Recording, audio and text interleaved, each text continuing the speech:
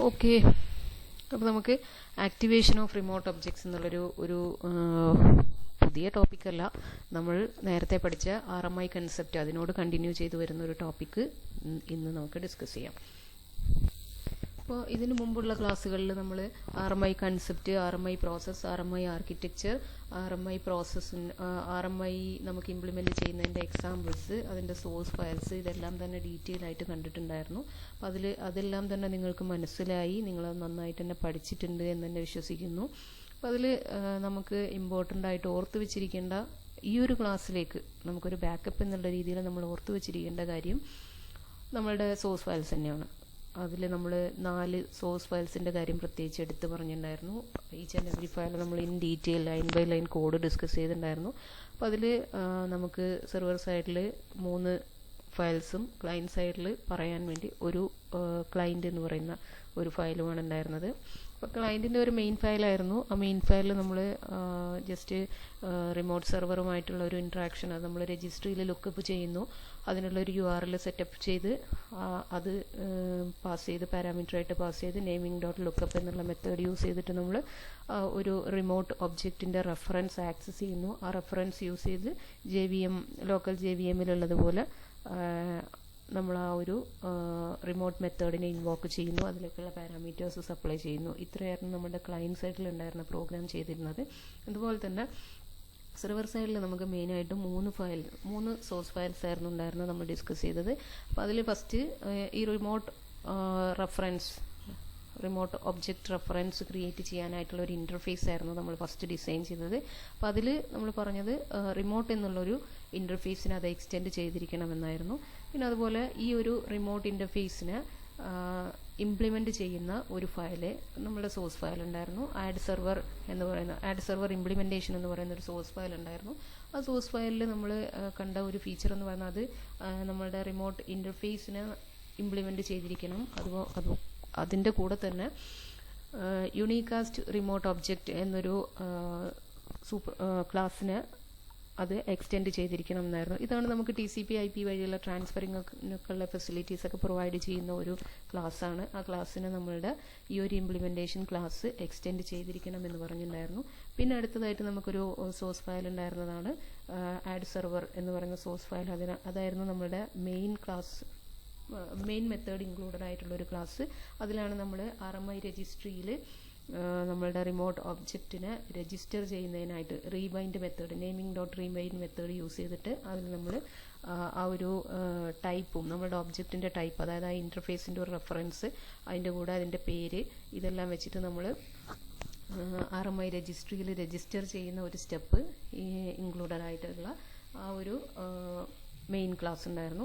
നമ്മളിതിൻ്റെ റണ്ണിങ്ങും ഡീറ്റെയിൽ ആയിട്ട് കണ്ടതാണ്. ഫസ്റ്റ് RMI രജിസ്ട്രി സ്റ്റാർട്ട് ചെയ്ത് നമ്മുടെ സോഴ്സ് ഫയൽസ് എല്ലാം കംപ്ലീറ്റ് കമ്പൈൽ ചെയ്ത് കഴിഞ്ഞ് RMIC കമ്പൈൽ യൂസ് ചെയ്ത് നമ്മുടെ സ്റ്റെബ് ക്ലാസ് ജനറേറ്റ് ചെയ്തതിന് ശേഷം സെർവർ പ്രോഗ്രാം റൺ ചെയ്യുക, അതുപോലെ തന്നെ ക്ലയൻറ്റ് പ്രോഗ്രാം റൺ ചെയ്യുക. ഇത്രയുമായിരുന്നു നമ്മുടെ അതിൻ്റെ ഒരു റണ്ണിങ് ഉണ്ടായിരുന്നത്.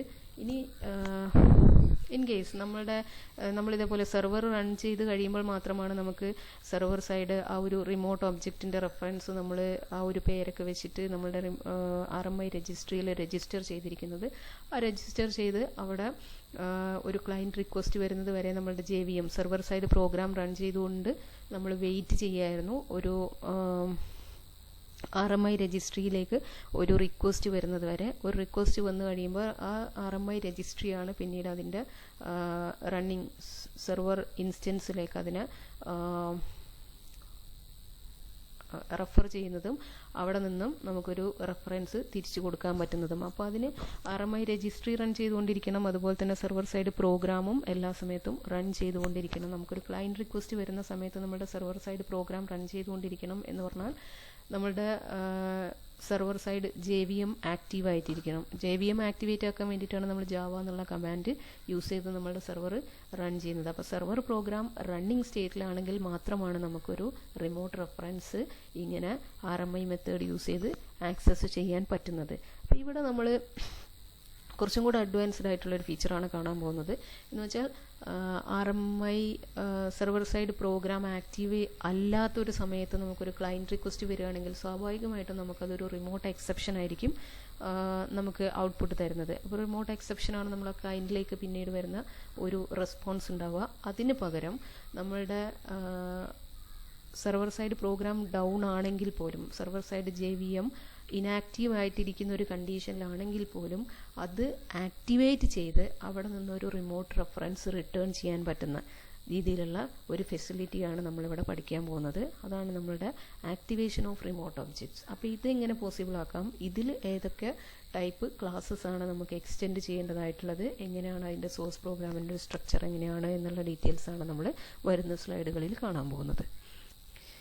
ഈ ഒരു സ്ലൈഡിൽ അതിൻ്റെ ഇൻട്രൊഡക്ഷൻ പോർഷനാണ് ഡിസ്കസ് ചെയ്തിട്ടുള്ളത്. ഇപ്പം നമ്മൾ പറഞ്ഞിട്ടുള്ള എന്താണ് ഈ ആക്ടിവേഷൻ ഒബ്ജക്ട്സിൻ്റെ ഇമ്പോർട്ടൻസ് എന്താണ്, അതെപ്പോഴാണ് നമുക്ക് ആവശ്യം വരുന്നത് എന്നുള്ളതൊക്കെ തന്നെയാണ് ഇതിൽ പറഞ്ഞിട്ടുള്ളത്. അപ്പം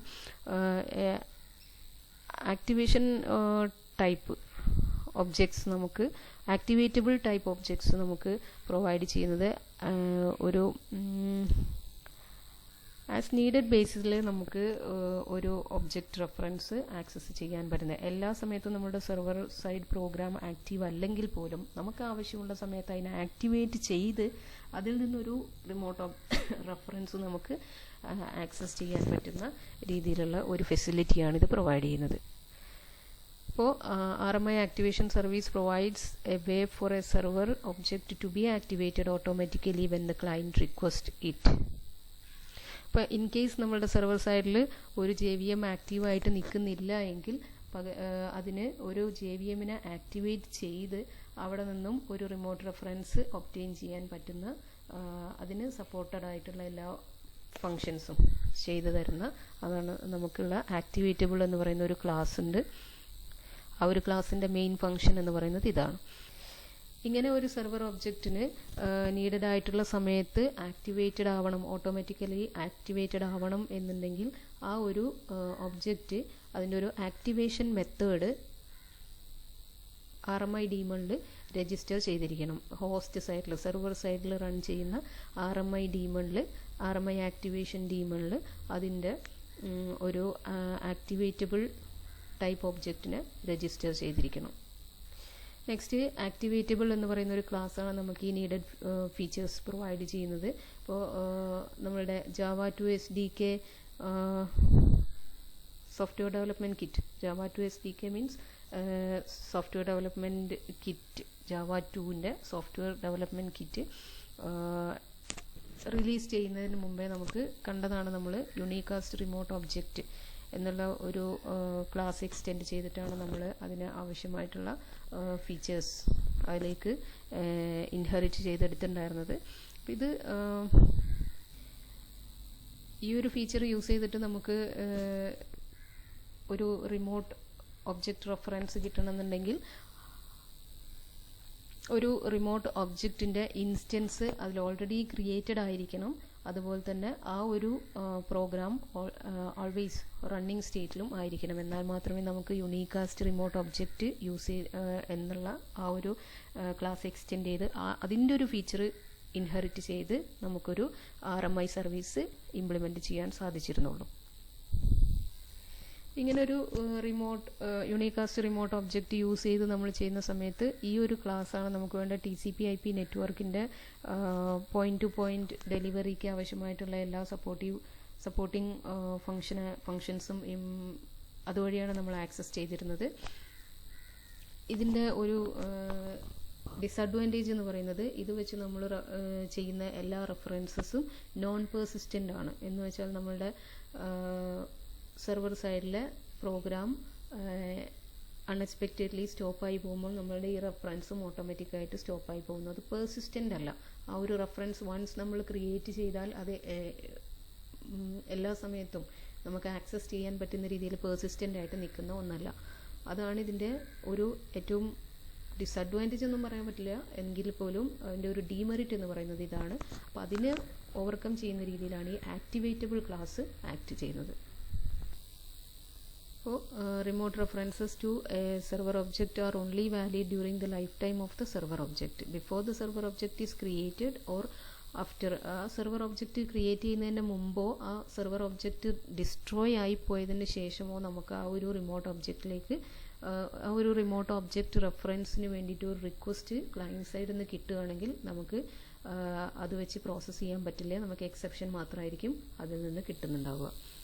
അതുപോലെ ആ ഒരു പ്രോഗ്രാം റൺ ചെയ്തുകൊണ്ടിരിക്കുന്ന വെർച്വൽ മെഷീൻ എക്സിറ്റ് ചെയ്യുകയാണെങ്കിലും ഈ സെയിം പറഞ്ഞ പോലെ തന്നെ റിമോട്ട് എക്സെപ്ഷൻസ് മാത്രമായിരിക്കും നമുക്കതിന് ഒരു റെസ്പോൺസ് ആയിട്ട് കിട്ടുക. നമുക്കതിന് ക്ലയൻറ്റിൽ നിന്ന് വരുന്ന എല്ലാ റിക്വസ്റ്റുകളും ഇൻവാലിഡ് ആയിരിക്കും.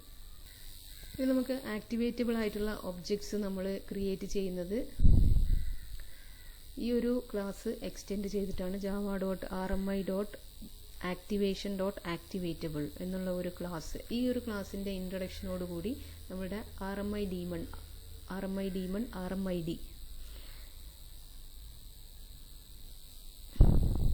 ഈ RMI ഡീമൻ്റെയും ആക്ടിവേറ്റബിൾ ക്ലാസ്സിൻ്റെയും ഇൻട്രൊഡ്യൂസ് ചെയ്തതോടുകൂടി നമുക്ക് ആവശ്യമുള്ള സമയത്ത്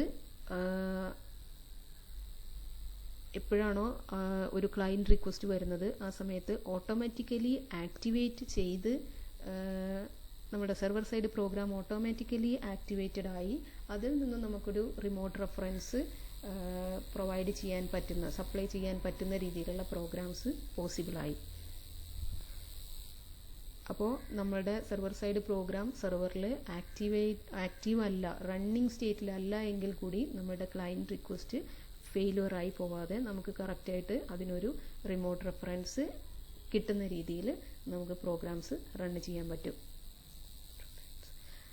ഈ ആക്ടിവേറ്റബിൾ ക്ലാസ് ഇംപ്ലിമെൻറ്റ് ചെയ്യുന്ന ഒരു സെർവർ ഒബ്ജക്ട്സിനെ ഇംപ്ലിമെൻറ്റ് ചെയ്യുന്നത് അത് പെർസിസ്റ്റൻ്റ് ആണ്. റിമോട്ട് റെഫറൻസിന് പെർസിസ്റ്റൻ്റ് ആയിട്ടുള്ള activatable class implements a server object that support persistent remote reference. ഏത് സമയത്താണോ നമുക്ക് റിമോട്ട് റെഫറൻസ് ആവശ്യമുള്ളത് ആ സമയത്ത് നമുക്ക് റിമോട്ട് റെഫറൻസ് കിട്ടും. അപ്പോൾ RMI ഡീമൺ എന്ന് പറയുന്നത് provides a Java virtual machine from which other JVM instances may be spawned. അപ്പോൾ ഈ RMI ഡീമൺ ആണ് നമ്മളുടെ റിക്വസ്റ്റ് ആക്സെപ്റ്റ് ചെയ്യുന്നത്. RMI ഡീമൺ ചെക്ക് ചെയ്യുന്നു നമ്മുടെ സെർവർ സൈഡ് ആക്റ്റീവ് ആണോ, ആക്റ്റീവ് അല്ലെങ്കിൽ അതൊരു JVM ആക്ടിവേറ്റ് ആക്കി അതിലൂടെ നമുക്കൊരു റിമോട്ട് റെഫറൻസ് പ്രൊവൈഡ് ചെയ്യാൻ നമുക്ക് സപ്ലൈ ചെയ്ത് തരാനായിട്ടുള്ള ഫെസിലിറ്റീസ് ഇൻക്ലൂഡഡ് ആയിട്ടുള്ള ഒരു സർവീസാണ് RMI ഡീമൺ എന്ന് പറയുന്നത്. റിമോട്ട് ഇൻ്റർഫേസ് നമ്മൾ നേരത്തെ കണ്ട സെയിം ഒരു സ്ട്രക്ചർ തന്നെയാണ്, അതിൽ മാറ്റമൊന്നുമില്ല. ഇമ്പോർട്ട് java.rmi.star നമ്മുടെ ലൈബ്രറി ഫയൽ പാക്കേജ് ഇൻക്ലൂഡ് ചെയ്തിട്ടുണ്ട്. Public interface my remote interface എന്നാണ് പേര്. എക്സ്റ്റെൻസ് റിമോട്ട് സെയിം സ്ട്രക്ചറാണ്. ഇതിലൊരു റിമോട്ട് മെത്തേഡാണ് നമ്മൾ ക്രിയേറ്റ് ചെയ്തിരിക്കുന്നത്. Call me remotely object, basic ആയിട്ടുള്ള ഒബ്ജക്റ്റ് എന്നുള്ള ക്ലാസ്സിൻ്റെ ഒരു റെഫറൻസ് റിട്ടേൺ ചെയ്യുന്ന കോൾ മീ റിമോട്ട്ലി എന്നുള്ളൊരു മെത്തേഡാണ് നമ്മളിവിടെ റിമോട്ട് മെത്തേഡായിട്ട് നമ്മളുടെ ഈ ഒരു റിമോട്ട് ഇൻ്റർഫേസിൽ ക്രിയേറ്റ് ചെയ്തിരിക്കുന്നത്. ഇത് നമ്മളുടെ ക്ലയൻറ്റ് സൈഡ് പ്രോഗ്രാമാണ്. ഇതിലും പ്രത്യേകിച്ച് സ്ട്രക്ചറിൽ വലിയ ചേഞ്ചൊന്നുമില്ല.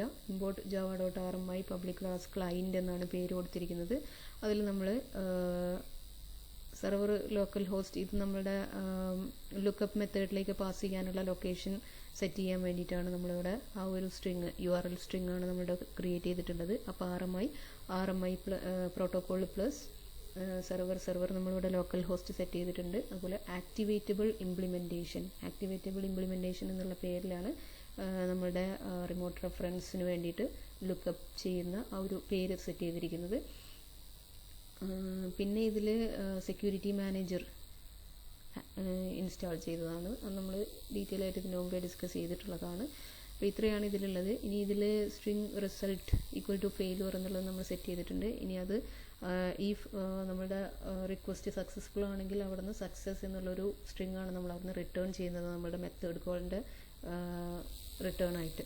അപ്പോൾ ഇത്രയാണ് നമ്മൾ നേരത്തെ കണ്ടിട്ടുള്ള സെയിം സ്ട്രക്ചർ തന്നെയാണ് ഈ ഒരു പ്രോഗ്രാമിൽ വരുന്നത്. ഇവിടെ നമ്മൾ അതിൻ്റെ ഒരു റിമോട്ട് റെഫറൻസ് നമുക്കിവിടെ കിട്ടിക്കഴിഞ്ഞാൽ MRI മൈ റിമോട്ട് ഇൻ്റർഫേസ് എന്നുള്ള MRI എന്നുള്ള ഒബ്ജക്റ്റിൽ നമുക്ക് അതിൻ്റെ ഒരു റിമോട്ട് റെഫറൻസ് കിട്ടിക്കഴിഞ്ഞാൽ അത് വെച്ചിട്ട് നമ്മളിവിടെ MRI.CallMeRemotely അപ്പോൾ നമുക്കറിയാം ആ ഒരു മെത്തേഡിൻ്റെ റിട്ടേൺ ടൈപ്പ് നമ്മൾ ഒബ്ജക്റ്റാണ് സെറ്റ് ചെയ്തിരിക്കുന്നത്. അതിനെ റിസൾട്ടിലേക്ക് കോപ്പി ചെയ്യണമെങ്കിൽ അതിവിടെ കാസ്റ്റിംഗ് നടത്തിയിട്ടുണ്ട്, സ്ട്രിങ്ങിലേക്ക് കാസ്റ്റ് ചെയ്തിട്ടാണ് നമ്മളതിനെ ചെയ്യുന്നത്.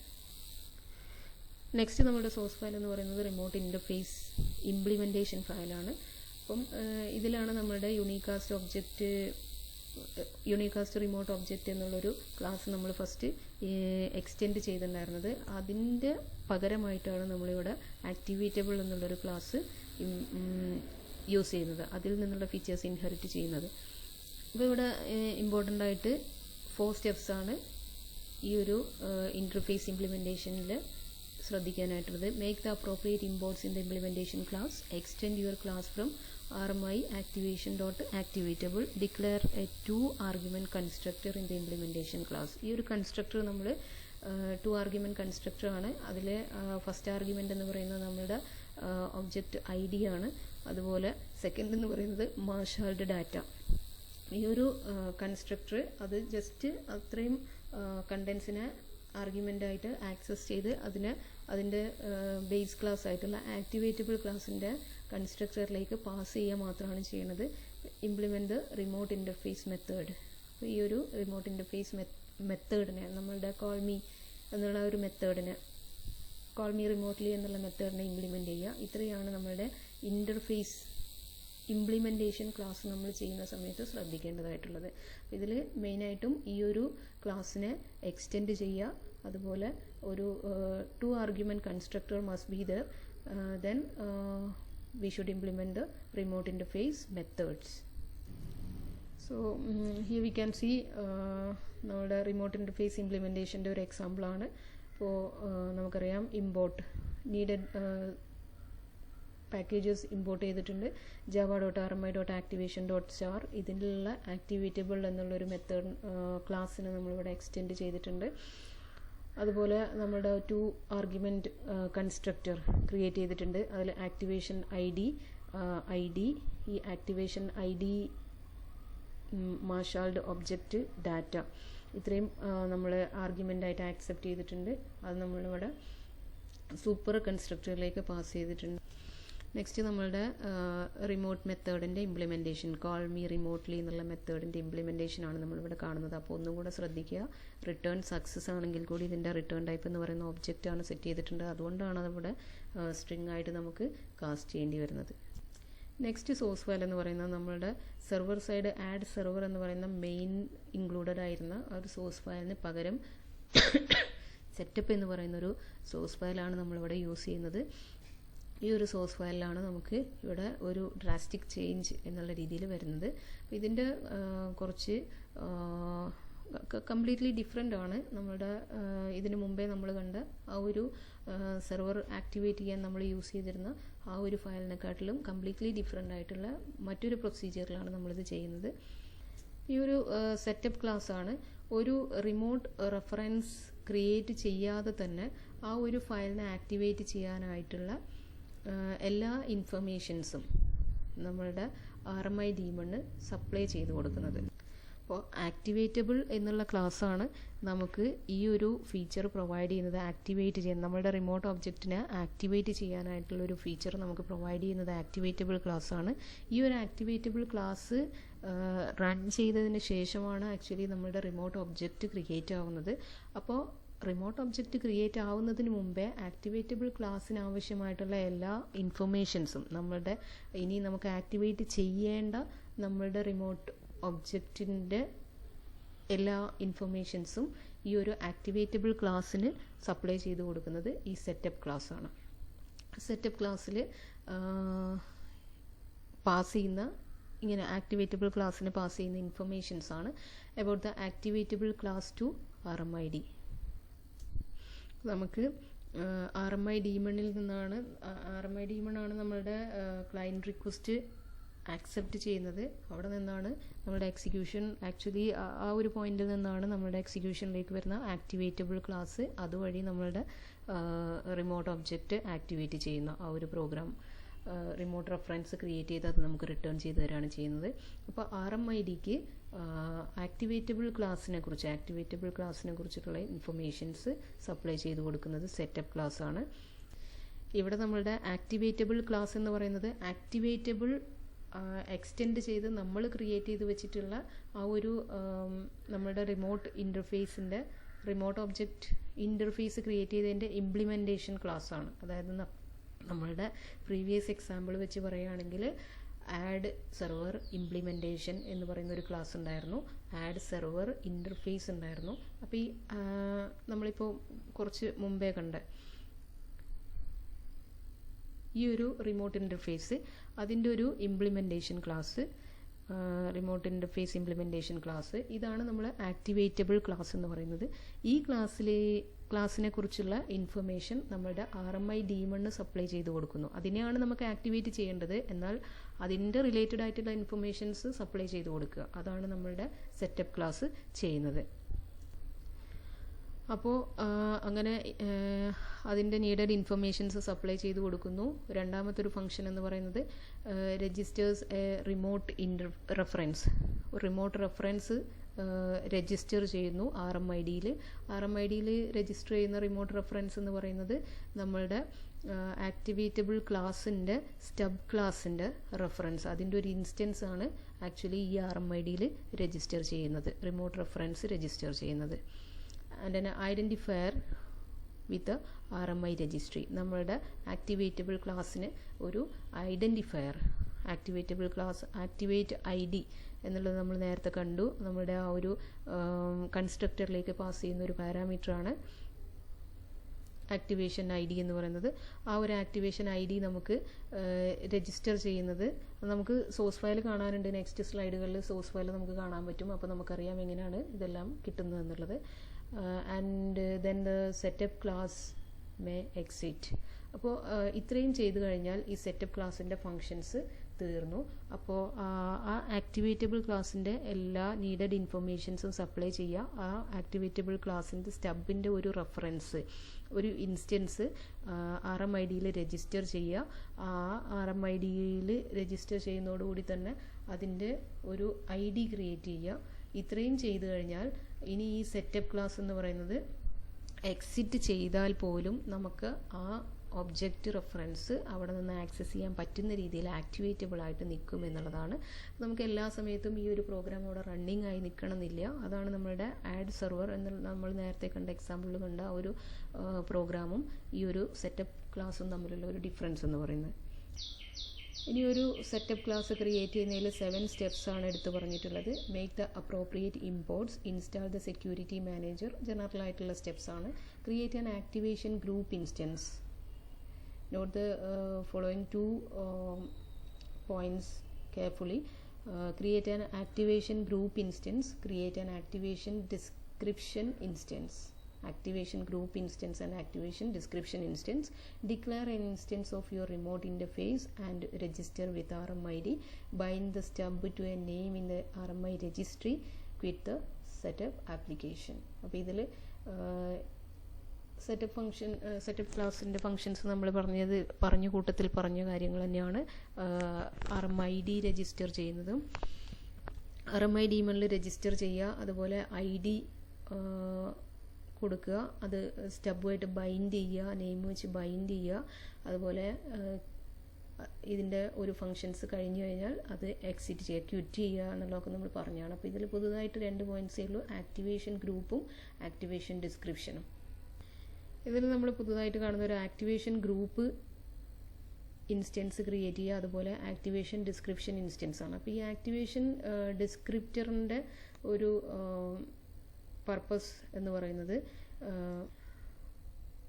RMI ഡീമണാണ് ഇതെല്ലാം ചെയ്യുന്നത്. നമ്മളുടെ സെറ്റപ്പ് ഇൻട്രാക്ട് ചെയ്യുന്നത് RMI ഡീമണുമായിട്ടാണ്. അപ്പോൾ അതിൽ ഒരു JVM അവിടെ ആക്റ്റീവ് അല്ല എങ്കിൽ അതിനെ ആക്റ്റീവ് ആക്കേണ്ടി വരും. അപ്പോൾ ആക്റ്റീവായിട്ടുള്ളൊരു JVM ഉണ്ടെങ്കിൽ അതിനോട്, അല്ലെങ്കിൽ പുതുതായിട്ട് ക്രിയേറ്റ് ചെയ്യാൻ പോകുന്ന JVM ഇൻസ്റ്റൻസിനോട് കമ്മ്യൂണിക്കേറ്റ് ചെയ്യാൻ നമ്മുടെ ആക്ടിവേറ്റബിൾ ഒബ്ജക്റ്റിൻ്റെ എല്ലാ ഇൻഫർമേഷൻസും സപ്ലൈ ചെയ്ത് കൊടുക്കുക എന്നുള്ളതാണ് ഈ ഒരു ആക്ടിവേഷൻ ഗ്രൂപ്പ് ഡിസ്ക്രിപ്റ്ററിൻ്റെ പർപ്പസ് എന്ന് പറയുന്നത്. അതായത് നമ്മുടെ ആക്ടിവേറ്റ് ചെയ്യാൻ പോകുന്ന ആക്ടിവേറ്റബിൾ ഒബ്ജക്റ്റിൻ്റെ എല്ലാ ഇൻഫർമേഷൻസും നമ്മൾ റണ്ണിങ് JVMനോ അല്ലെങ്കിൽ പുതുതായിട്ടൊരു നമ്മൾ സ്റ്റാർട്ട് ചെയ്യാൻ പോകുന്ന JVMനോ അതിൻ്റെ നീഡഡ് ആയിട്ടുള്ള ഈ ഒരു ആക്ടിവേറ്റബിൾ ഒബ്ജക്റ്റിന് അതിൽ റൺ ചെയ്യാൻ അല്ലെങ്കിൽ അതിൻ്റെ ഒരു ഇൻസ്റ്റൻസ് ക്രിയേറ്റ് ചെയ്യാനായിട്ട് അതിന് റൺ ചെയ്യാൻ അതിനാവശ്യമായിട്ടുള്ള ഇൻഫർമേഷൻസ് എന്തെല്ലാം വരുമോ അതെല്ലാം സപ്ലൈ ചെയ്ത് കൊടുക്കുക. അതിൻ്റെ ഒരു ഡിസ്ക്രിപ്ഷനാണ് നമ്മളിവിടെ ആക്ടിവേഷൻ ഗ്രൂപ്പ് ഡിസ്ക്രിപ്റ്റർ കൊണ്ട് ഉദ്ദേശിക്കുന്നത്. അപ്പോൾ ഈ ഒരു സ്ലൈഡിൽ നമ്മൾ കാണുന്നതാണ് നമ്മൾ സെറ്റപ്പ് ക്ലാസ്സിൻ്റെ ഒരു എക്സാമ്പിളാണ്.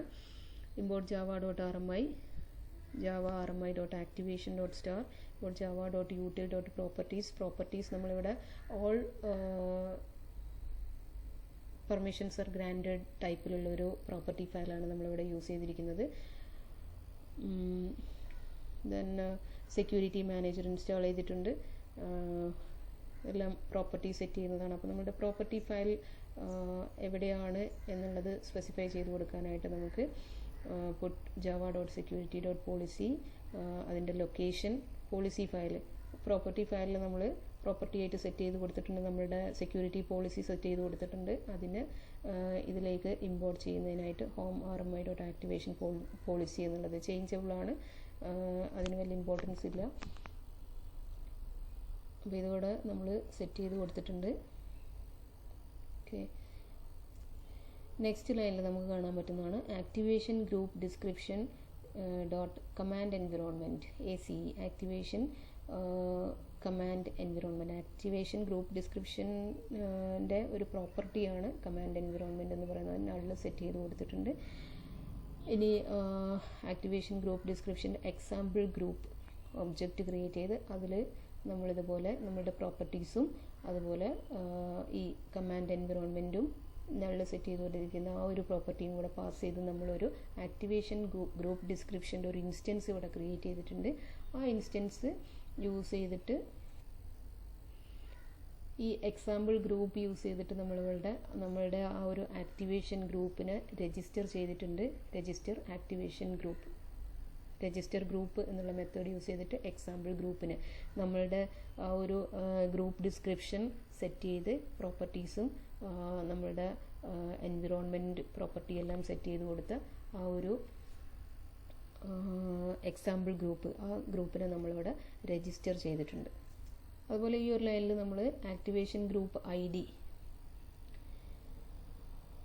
കിട്ടുന്നതിനായിട്ട് ഗെറ്റ് സിസ്റ്റം മെത്തേഡ് യൂസ് ചെയ്തിട്ട് നമ്മളിവിടെ ആക്ടിവേഷൻ ഗ്രൂപ്പ് ID, അപ്പോൾ നമ്മുടെ ഗ്രൂപ്പിന് പേര് എക്സാമ്പിൾ ഗ്രൂപ്പ്, അതുപോലെ അതിൻ്റെ IDയും നമ്മൾ ആക്സസ് ചെയ്ത് വെച്ചിട്ടുണ്ട്.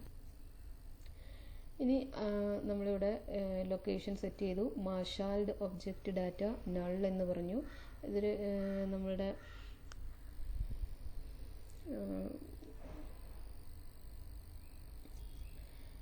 ഈ ഒരു ലൈനിൽ ആക്ടിവേഷൻ ഡിസ്ക്രിപ്ഷൻ ൻ്റെ ഒരു റെഫറൻസ് ഒരു പുതിയ ഒബ്ജക്റ്റ് നമ്മൾ ക്രിയേറ്റ് ചെയ്തിട്ടുണ്ട്. ആക്ടിവേഷൻ ഡിസ്ക്രിപ്ഷൻ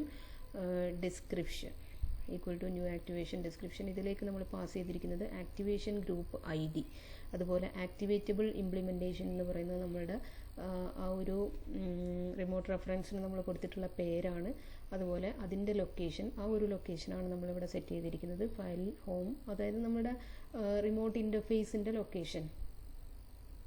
അതുപോലെ ഡാറ്റ, നമ്മുടെ മാർഷാൽഡ് ഒബ്ജക്റ്റ് ഡാറ്റ നൾ എന്നാണ് കൊടുത്തിട്ടുള്ളത്. അപ്പോൾ ആ ഒരു നള്ളും. അപ്പോൾ ഇത്രയും ഇൻഫർമേഷൻസ് ആണ് ഇനിയിവിടെ നമ്മൾ പാസ് ചെയ്തിട്ടാണ് നമ്മൾ ആക്ടിവേഷൻ ഡിസ്ക്രിപ്ഷൻ ക്രിയേറ്റ് ചെയ്തിരിക്കുന്നത്. അപ്പോൾ നമ്മൾ ആ ഒരു സ്റ്റെപ്സ് പറഞ്ഞപ്പോൾ അതിൽ ഇമ്പോർട്ടൻ്റ് ആയിട്ട് 2 പോയിന്റ്സ് പറഞ്ഞാണ് ആക്ടിവേഷൻ ഗ്രൂപ്പ് ക്രിയേറ്റ് ചെയ്യുക, ആക്ടിവേഷൻ ഡിസ്ക്രിപ്ഷൻ ഇൻസ്റ്റൻസ് ക്രിയേറ്റ് ചെയ്യുക. അപ്പോൾ ഈ ഒരു 2 കാര്യങ്ങളാണ് നമുക്കിവിടെ. ആക്ടിവേഷൻ ഗ്രൂപ്പ് നമ്മൾ ക്രിയേറ്റ് ചെയ്തു, അത് രജിസ്റ്റർ ചെയ്തു, അതുപോലെ തന്നെ ആക്ടിവേഷൻ ഡിസ്ക്രിപ്ഷൻ്റെ ഒരു ഒബ്ജക്റ്റ് നമ്മളിവിടെ ക്രിയേറ്റ് ചെയ്തു. ഇനി ഈ ഒരു ഡാറ്റാസ് യൂസ് ചെയ്ത് മൈ റിമോട്ട് ഇൻ്റർഫേസ് നമ്മൾ ഈ ഒബ്ജക്റ്റ് ക്രിയേറ്റ് ചെയ്യുന്ന സമയത്താണ് നമ്മളുടെ അതായത് നമ്മുടെ ഇൻ്റർഫേസ് ഒബ്ജക്റ്റ് നമ്മൾ ക്രിയേറ്റ് ചെയ്യുന്ന സമയത്താണ് നമ്മൾ ഇത്രയും ഒരു ഫോർമാലിറ്റി ഇവിടെ ചെയ്തിരിക്കുന്നത്. അതായത് ആ ഒരു റെഫറൻസ് എന്ന് പറയുന്നത് മൈ റിമോട്ട് ഇൻ്റർഫേസ് എന്ന് പറയുന്നത് നമ്മളുടെ റിമോട്ട് ഇൻ്റർഫേസിൻ്റെ ഒബ്ജക്റ്റ് ക്രിയേറ്റ് ചെയ്യുന്ന സമയത്ത് അതിനെയാണ് നമ്മൾ അത് ആക്ടിവേറ്റബിൾ ഒബ്ജക്റ്റായിട്ട് രജിസ്റ്റർ ചെയ്തിരിക്കുന്നത്. ആ ഒരു ആക്ടിവേറ്റബിൾ ഒബ്ജക്റ്റാണ് നമ്മളിപ്പോൾ ഇവിടെ ക്രിയേറ്റ് ചെയ്തിരിക്കുന്നത്. ആക്ടിവേറ്റബിൾ ആയിട്ടാണ് നമ്മൾ റിമോട്ട് റെഫറൻസിനെ ക്രിയേറ്റ് ചെയ്ത് വെച്ചിരിക്കുന്നത്. അതിൻ്റെ ആക്ടിവേഷൻ ഡിസ്ക്രിപ്ഷനും എല്ലാം പാസ് ചെയ്തിട്ട് അതിന് നമ്മൾ ആക്ടിവേറ്റബിൾ ഒബ്ജക്റ്റ് ആയിട്ട് ഇവിടെ ക്രിയേറ്റ് ചെയ്ത് വെച്ചിരിക്കുന്നുണ്ട്. ഈ ആക്ടിവേറ്റബിൾ ഒബ്ജക്റ്റിനെയാണ് നമ്മൾ ആക്ടിവേറ്റബിൾ ഇംപ്ലിമെൻറ്റേഷൻ എന്നുള്ള പേരിൽ naming dot rebind method use ചെയ്തിട്ട് സെയിം മെത്തേഡിൽ ഇവിടെ നമ്മൾ RMI രജിസ്ട്രിയിൽ രജിസ്റ്റർ ചെയ്തിരിക്കുന്നത്. അപ്പോൾ RMI രജിസ്ട്രിയിൽ രജിസ്റ്റർ ചെയ്യുന്നതിന് മുമ്പ് നമ്മളതിനെ ആക്ടിവേറ്റബിൾ ആയിട്ട് രജിസ്റ്റർ ചെയ്തിട്ടുണ്ട്. ആക്ടിവേറ്റബിൾ ഒബ്ജക്ട്സിൻ്റെ കൂട്ടത്തിൽ RMI ഡീമണിൽ രജിസ്റ്റർ ചെയ്തിട്ടുണ്ട്.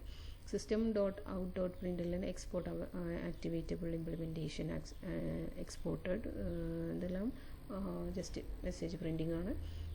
അപ്പോൾ ഇത്രയാണ് നമ്മുടെ സെറ്റപ്പ് ക്ലാസ്സിലെ കണ്ടൻറ് എന്ന് പറയുന്നത്. അപ്പോൾ ഇവിടെ ശ്രദ്ധിക്കുക, നമുക്ക് group instance activation group instance create ചെയ്യുക, ആക്ടിവേഷൻ ഡിസ്ക്രിപ്ഷൻ ഇൻസ്റ്റൻസ് ക്രിയേറ്റ് ചെയ്യുക. ഇത്രയുമാണ് നമ്മളിവിടെ ഒരു ചേഞ്ച് എന്നുള്ള രീതിയിൽ കാണുന്നത്. അതിന് ആക്ടിവേറ്റബിൾ ഒബ്ജക്റ്റായിട്ട് RMI ഡീമണിൽ രജിസ്റ്റർ ചെയ്യുക. അതുപോലെ